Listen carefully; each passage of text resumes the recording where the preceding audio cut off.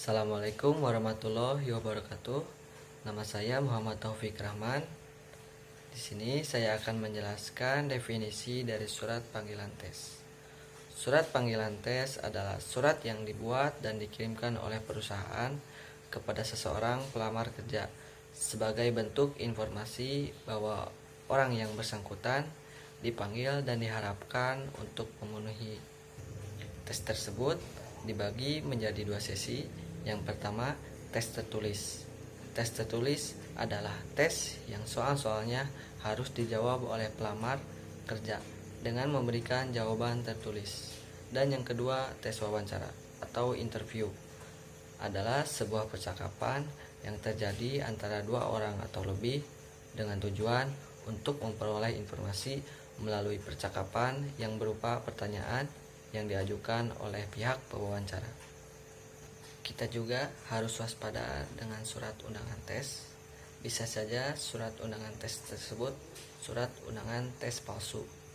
Nah, untuk tidak menjadi korban penipuan surat undangan tes, ini dia ciri-ciri surat undangan tes kerja palsu yang harus diketahui. Yang pertama, menggunakan nomor seluler biasa, dan surat panggilan interview atau tes tersebut sama sekali tidak menyebutkan posisi atau lowongan. Yang kedua, mencantumkan nama semua kandidat yang diundang. Yang ketiga, semua biaya transportasi, konsumsi, dan lainnya harus ditalangi oleh kandidat. Yang keempat, semua informasi yang diberikan sama sekali tidak relevan. Dan yang kelima, banyak bagian yang tidak perlu, tidak lazim, dan tidak perlu disebutkan dalam surat panggilan tes atau interview.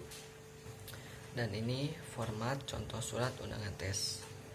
Format di dalam surat ini ada kop surat, nomor surat, penerima surat. Si pengirim menuliskan surat ini ditujukan kepada peserta tes seleksi calon karyawan.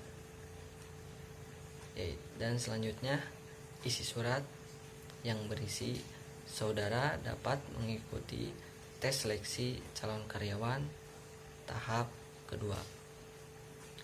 Dan ada identitas pengirim. Surat ini ditulis oleh Burhanuddin Azhar dan ada juga tanda tangannya. Dan yang terakhir, tanggal surat. Hanya itu penjelasan dari saya mengenai format contoh surat undangan tes dan penjelasannya. Wassalamualaikum warahmatullahi wabarakatuh.